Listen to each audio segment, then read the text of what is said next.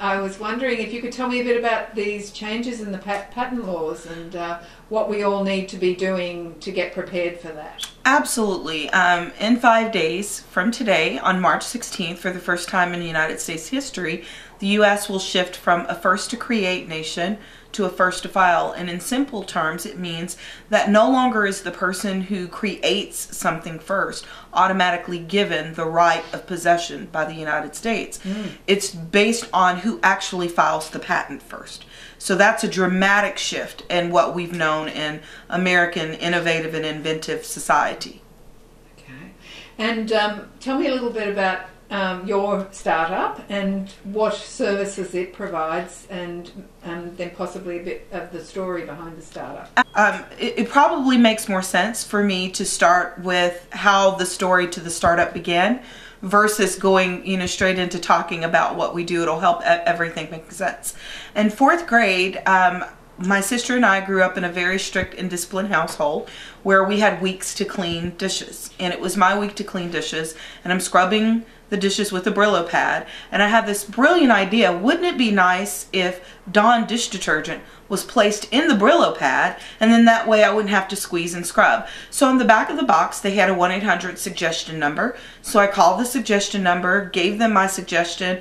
Like 8 months later, I'm in the grocery store with my mom, and on the shelf is Brillo infused with Dawn. And this was the start of, hey, wait, that was my idea.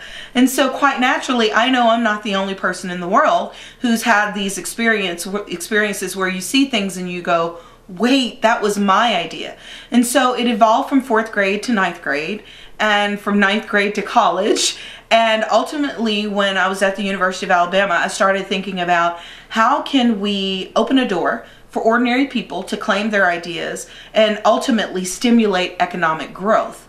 And so it was out of my economist mindset that I began to think it's not monetary and fiscal supply that stimulates economies, rather it's innovation. And we all know it. We hear all the political pundits, we hear everyone talking about it, but no one knows exactly how to do it. So that's where EnovationNation steps in. So what we've done is we've created a marketplace that connects people who have ideas with people who need ideas. And so on one side you have the ordinary person like myself in 4th grade looking on the back of a Brillo pad box and calling and giving the suggestion.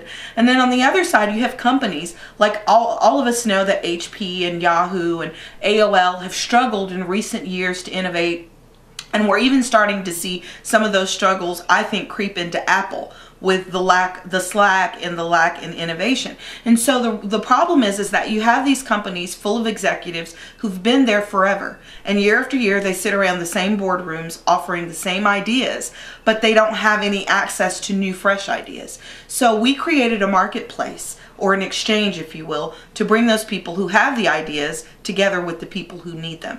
And so for the first time in history, you don't have to pick up and move to the Silicon Valley and try to get to Google to pitch your idea.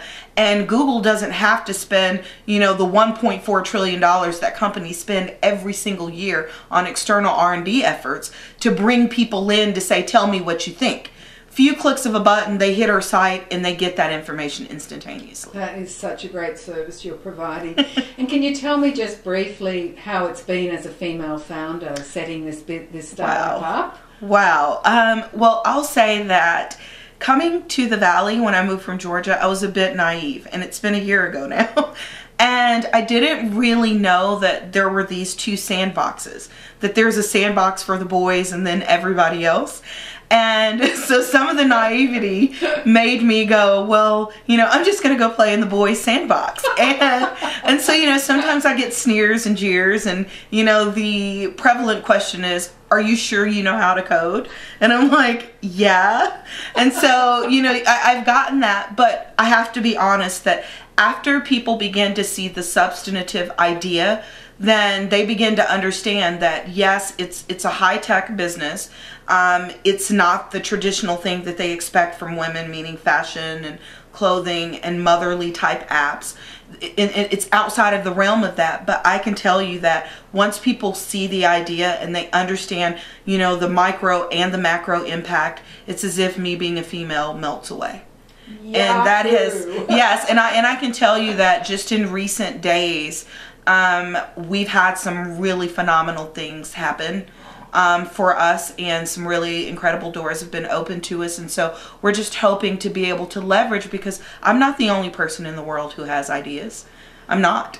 There's a world of people. And imagine bringing all those people together, how many of the world's problems we can solve. Fabulous. Thank you so much. It's been a total pleasure meeting you. Thank you.